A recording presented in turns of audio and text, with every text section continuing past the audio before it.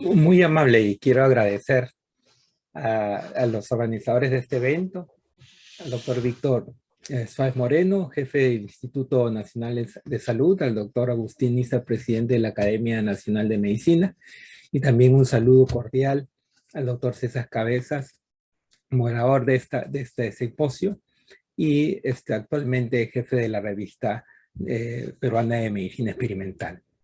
Bueno, lo que yo les voy a exponer hoy día son los resultados de un estudio. Permítame.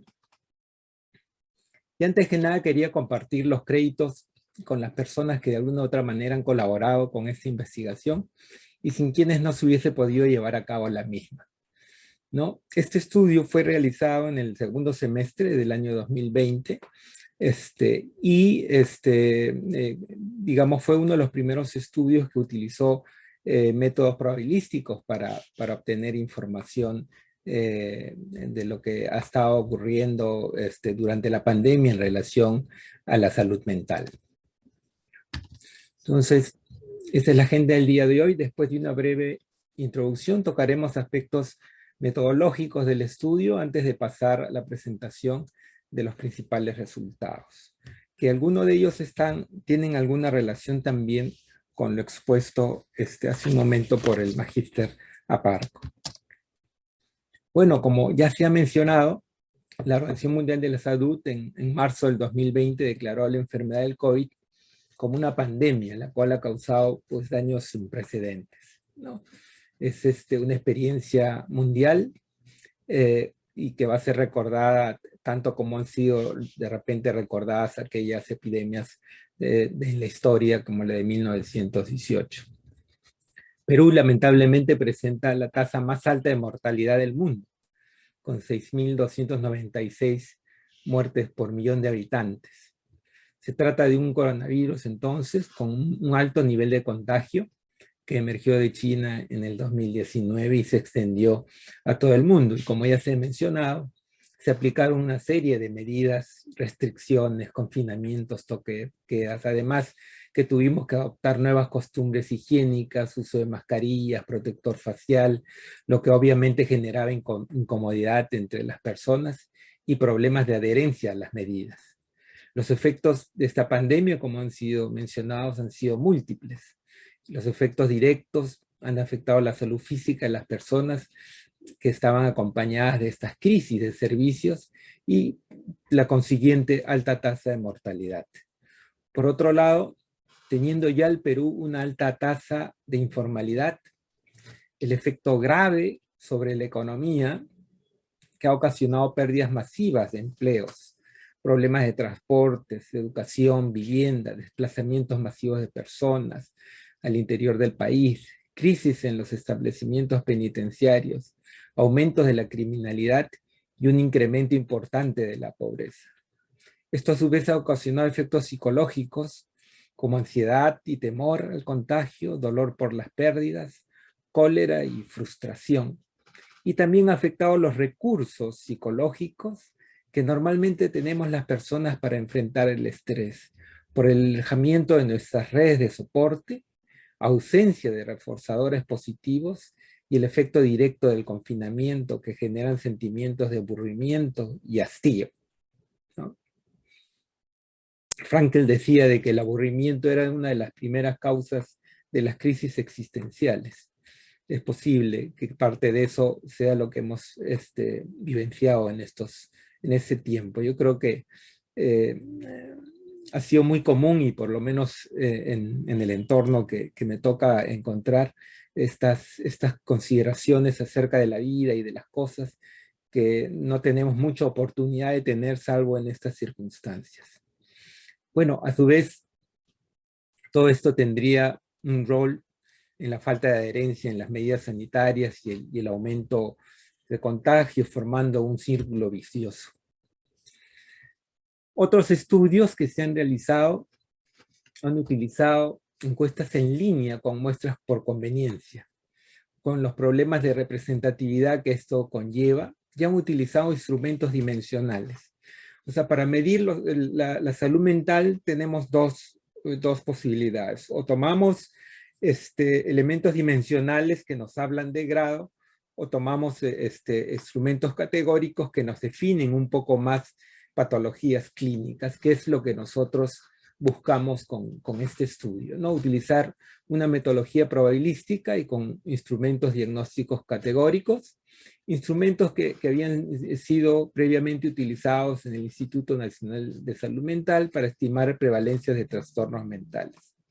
Tenemos entonces localmente dos estudios, un estudio por Antiporta, que fue auspiciado por el MINSA y la OPS en más de 57,000 personas, también fue un estudio por línea, que reportó que en el Perú 34,9% y en Lima 33,8%, o sea, un tercio de las personas, había presentado síntomas depresivos en las 2 semanas anteriores a través de un instrumento que es el PHQ, que es un instrumento dimensional. Después tenemos el estudio de Kruger, en 400 personas, quienes reportaron 35,5% de estrés leve, 9,3% de estrés severo, 7,2% de ansiedad moderada severa, 22% de depresión moderada severa, según el GAT y el PHQ respectivamente. Con respecto a la salud mental de personas contagiadas con COVID, Deng y colaboradores en un estudio metaanalítico realizado con 31 estudios y más de 5,000 personas infectadas por COVID, encontraron una prevalencia de depresión del 45%, una prevalencia de ansiedad del 47%, fíjense, se acerca prácticamente al 50% de la población, y una prevalencia de perturbaciones del sueño de 34%, no habiéndose encontrado diferencias significativas entre los sexos. Pero tomen en cuenta que estas son escalas dimensionales. Entonces, las escalas dimensionales pueden ser un poco más sensibles para detectar problemas que no necesariamente constituyen trastornos en sí, sino pueden ser problemas adaptativos, ¿no? Que es lo que hay que pensar. La finalidad del estudio fue suministrar información estadística que provenga de los hogares, que permita conocer las condiciones de la salud mental de Lima Metropolitana durante la pandemia del COVID-19. Conocer estos resultados, esperamos estar contribuyendo al análisis y diseño de políticas en el área de la salud mental por parte de las instancias pertinentes y la evaluación del impacto de las mismas en las condiciones de la salud mental. Además, que este estudio nos permitirá conocer, nos ha permitido, mejor dicho, conocer las tendencias, porque como hemos tenido estudios con similar metodología y iguales instrumentos, nos permite una comparación de los periodos prepandemia, ¿no? Para tener una idea de cómo afectó la pandemia, ¿no? Se trató entonces de un estudio epidemiológico transversal y correlacional en residentes adultos de Lima Metropolitana. El muestreo fue probabilístico, estratificado biotápico a través de llamadas por líneas telefónicas anónimas suministradas por OCIPTEL. La muestra final fue de 1,823 personas y la tasa de respuesta fue de 53,9% y como se mencionó, fue entre octubre y noviembre del 2020. Estos son los cuestionarios que se utilizaron para esta encuesta. Estos cuestionarios han sido validados y probados en el Instituto Nacional de Salud Mental. Se creó un cuestionario ad hoc sobre perspectivas y experiencias y conductas relacionadas al COVID-19, que fue desarrollado por miembros del equipo de investigadores. Se utilizó para los diagnósticos psiquiátricos la entrevista neuropsiquiátrica internacional. Además, se utilizaron otros instrumentos, como el índice de calidad de vida, la escala de percepción de estrés, indicadores suicidas, una escala de sueño de Pittsburgh, entre otros instrumentos, que por temas de tiempo, obviamente que no va a ser posible hacer todos los hallazgos que tuvimos, ¿no? Para los análisis de los datos se utilizó el paquete estadístico de SPSS en su versión 20 para muestras complejas. La muestra fue ponderada para obtener la distribución poblacional por sexo y edad de Lima Metropolitana, y se utilizaron los estadísticos que normalmente se utilizan para muestras complejas, ¿no? Como la F corregida como una variante del estadístico de Chi cuadrado corregido de Rao-Scott de segundo orden. Ahora, para la asociación entre variables categóricas y numéricas se utilizó el análisis de varianza mediante el uso del modelo lineal general, también derivado de los estadísticos para muestras complejas. También se utilizaron la regresión logística para evaluar algunas asociaciones. Con respecto a los resultados, empezando por los sociodemográficos. La mayoría tenía al menos instrucción secundaria, el 32,4% de la muestra tenía instrucción superior y 5,4% tenía solo primaria o menos. El 31% de las personas no tenía seguro de salud. Esto es algo preocupante y es uno de los grandes retos que tenemos que alcanzar, ¿no? Llegar efectivamente a lo que llamamos el aseguramiento universal. El enorme impacto en la economía se ha hecho evidente por esto, ¿no? El 41% de las personas perdió el trabajo a partir de la pandemia. Imagínense, 41% de las personas adultas de la población de Lima, ¿no? Y también es importante resaltar que el 46% de la población de Lima recibió ayudas en víveres o dinero y 26% lo recibió del Estado. O sea, es interesante que en esta, justamente como mencionaba el magíster Aparco, esta emergencia de apoyos mutuos comunitarios que inmediatamente se ponen en acción. O sea, prácticamente la otra mitad de los aportes que recibió la misma población vino de otras personas o de otras organizaciones o de familiares, especialmente de familiares que se ayudaban entre sí para poder superar los embates de esta pandemia. Ante la pregunta, por ejemplo, de qué tanto impacto en la economía del hogar había tenido la pandemia del COVID-19, 3 de 4 personas sintió que se afectó económicamente de moderado a severo. O sea, prácticamente toda la población, la mayoría de la población ha estado afectada. Con respecto al estado laboral, y justamente para los temas de salud mental, el tema del entorno es sumamente importante. Una idea de lo que pasó con respecto al trabajo, ¿no? El trabajo dependiente con sueldo fijo se redujo en un 25%, prácticamente 26%. El trabajo formal independiente se redujo en un 31%. Y el trabajo informal dependiente disminuyó en un 49,5% cuando sabemos que los porcentajes de la informalidad laboral llega al 70%.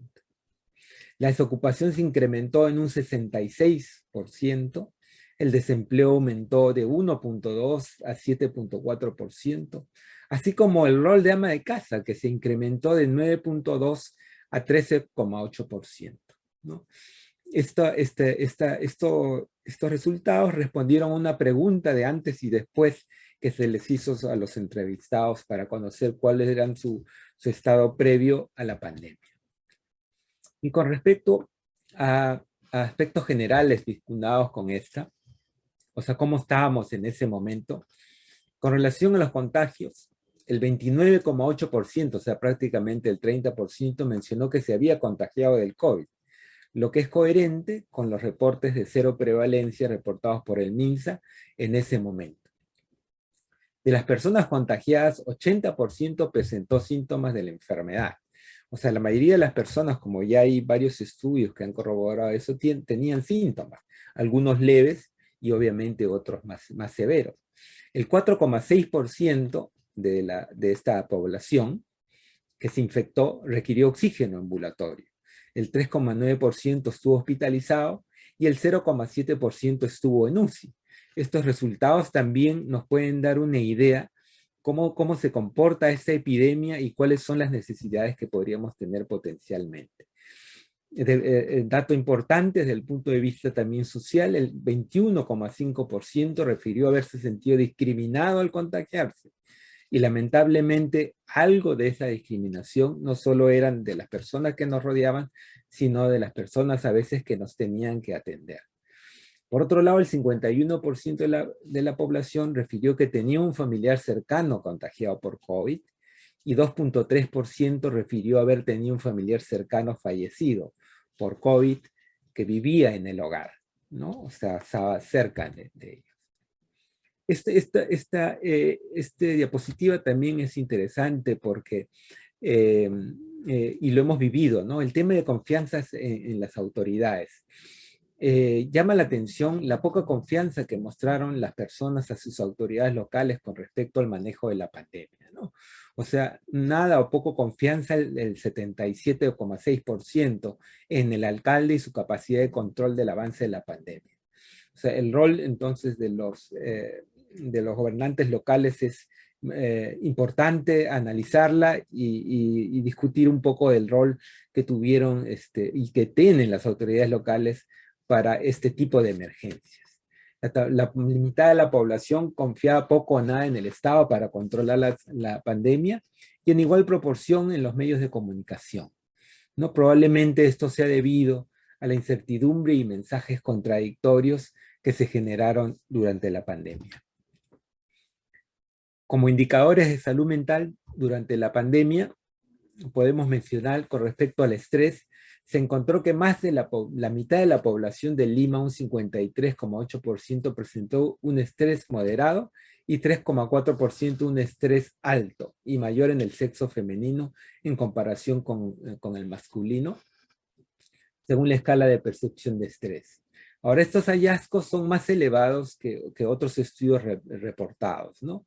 Nochaywon y colaboradores en un estudio metaanalítico reportó una prevalencia combinada de estrés de 36,5%, ¿no? Y nosotros llegamos al 50%. Esto fue en 22 estudios en 32 países. Obviamente que la percepción del estrés puede estar influenciada por el contexto, distinta intensidad en la aplicación de las medidas de contención y obviamente en los distintos efectos que tuvo la pandemia en distintas circunstancias o grupos sociales. Esto se refiere al sueño y también solo rápidamente resaltar que más de la mitad de la población tenía problemas de sueño que meritaban algún tipo de atención. Para tener un poquito de contraste, en un estudio que hicimos ya hace unos años en Lima también, el porcentaje de personas que tenían problemas de sueño con la misma escala, que es la escala de Pittsburgh, estaba en alrededor de un tercio, ¿ya? Y en este momento es más del 50%. O sea, vemos claramente cómo se afectó el sueño. Y estos datos son más elevados que algunos reportados en otros lugares del mundo. Con respecto a indicadores suicidas, encontramos también un aumento sustancial en comparación a periodos sin pandemia. Estos son los resultados del año 2012 y estos son los resultados ahora. Y fíjense cómo se incrementaron nítidamente todos los indicadores suicidas, ¿no? Específicamente, ¿no? Podemos observar que el deseo de morir o pensar que mejor sería estar muerto subió de 1,3 a 8,6%, ¿no? Es decir, 6 veces se aumentó este indicador, ¿no? Lo que está de la mano con las alteraciones también en la esfera de la salud mental, que también tienen componentes depresivos. Con respecto a los trastornos mentales,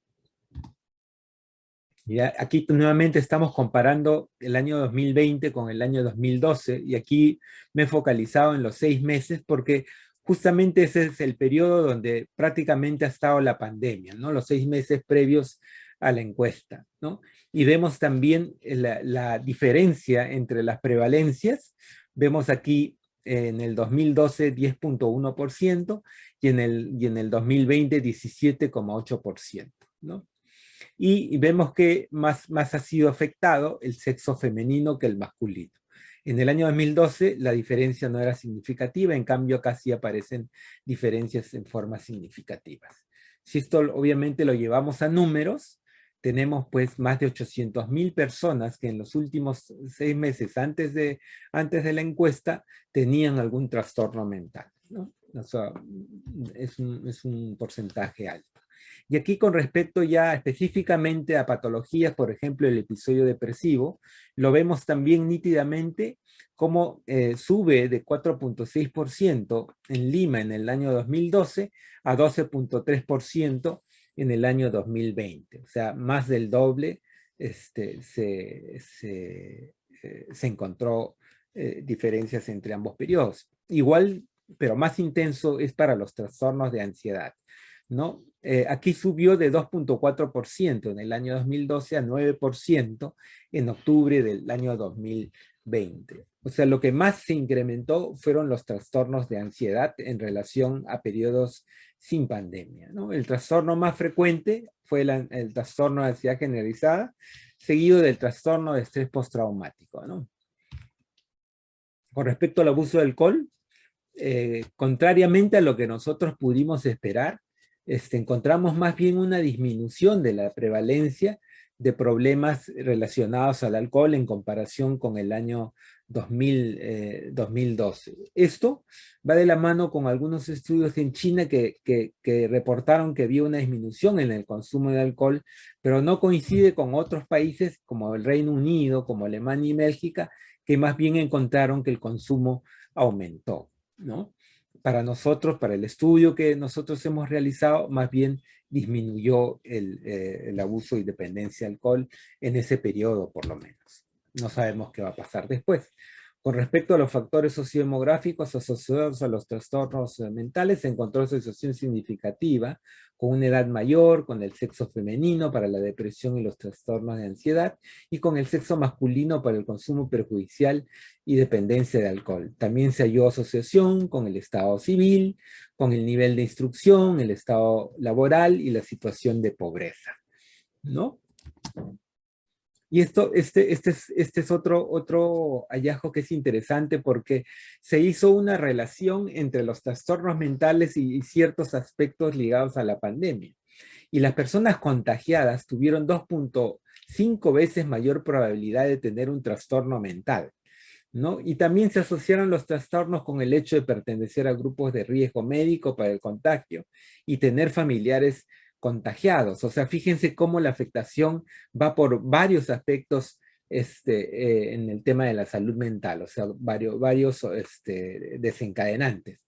Pero en especial el haber perdido algún familiar cercano por la pandemia que incrementó hasta 7 veces la chance de padecer un trastorno mental. No hay muchos antecedentes en la literatura de esta asociación específica. Y también quería notar estos hallazgos, ¿no? Que hemos estado hablando de la necesidad del apoyo alimentario, ¿no? O en víveres y dinero. Y encontramos que las personas que recibieron ayuda o en víveres o en dinero tenían una mayor probabilidad de estar padeciendo problemas de salud mental, prácticamente el doble chance, ¿no? Lo que nos hace ver también entonces que el soporte tiene que ir hacia la integralidad, no solo de los aspectos físicos, sino también emocionales, porque estas personas que necesitan ayuda también tienen más problemas de salud mental. Ya estamos acercándonos en las últimas con respecto al acceso, ¿ya? Aquí estamos comparando el acceso entre el 2012 y nuevamente en el periodo de pandemia, ¿no? Y al considerar el uso de servicio por las personas con trastornos mentales diagnosticables, que es la última fila, ¿no? Encontramos que solo accedió 12% de las personas que tuvieron trastornos mentales, mientras que en el 2012 fue 16,9%, y eso que debemos considerar que desde 2012 hasta la actualidad la aplicación de la introducción de los centros de salud mental comunitarios obviamente mejoró marcadamente el acceso, o sea que en realidad la disminución debe haber sido mucho más marcada, ¿no? Con respecto al 2012 también hubo una marcada disminución de la morbilidad no sentida. Ese es algo interesante que ha sido reportado también en otros estudios, que en estos periodos de pandemia las personas son más sensibles a darse cuenta de sus problemas de salud mental, ¿no? Entonces eso contribuye también más a que haya más necesidad de atención, como lo refleja este diapositiva en rojo, que son las personas que han dicho que no recibieron ayuda, pero probablemente la hubiesen necesitado con suma urgencia. Y finalmente, para terminar, algunas conclusiones. Los resultados de este estudio mostrarían un efecto global de la pandemia sobre la salud mental de la población de Lima. Se ha podido corroborar el impacto que ha tenido la pandemia en la economía de las personas, como la pérdida de empleo, el empeoramiento de la pobreza. Existe una importante desconfianza de la población en los sectores que deberían ayudar a superar el problema, ¿no? Las medidas sanitarias, no hemos presentado ese slide, pero tienen una asociación también con carga emocional, ¿no? Y se encontró un incremento de los indicadores suicidas, un incremento de la prevalencia de trastornos mentales de 2 a más de 3 veces en comparación a periodos sin pandemia, especialmente en los trastornos de ansiedad y los trastornos depresivos. Se ha afectado sustancialmente, o se afectó en ese momento los accesos a la atención de problemas de salud mental, y muy importante, las personas contagiadas por COVID-19 mostraron una mayor prevalencia de trastornos mentales en comparación a las no contagiadas. Dentro de las recomendaciones podríamos mencionar que las políticas sociales deben orientarse con prioridad a enfrentar los problemas de salud mental, por lo tanto se requeriría más recursos y materiales en comparación al periodo prepandemia. A las personas afectadas por el virus se le debe realizar despistajes y seguimiento en el área de la salud mental, ya que en la medida que vaya extendiéndose más los contagios, se incrementarían aún más los problemas de salud mental. Deben implementarse campañas de prevención que incidan, entre otras cosas, sobre estrategias de prevención del estrés en todos los ambientes. Se debe continuar monitoreando la situación de la salud mental de la población con investigaciones poblacionales continuas para ver finalmente el impacto tardío de esta epidemia. Y algo de los aprendizajes muy importantes que hemos tenido es acerca de la telemedicina y cómo puede ser una estrategia fundamental para la atención, especialmente de las personas más alejadas de los centros como Lima, por ejemplo, que pueden hacerse atenciones perfectamente hacia el interior del país, como se está realizando en este momento. Bueno, eso era todo lo que tenía para ustedes. Muchas gracias.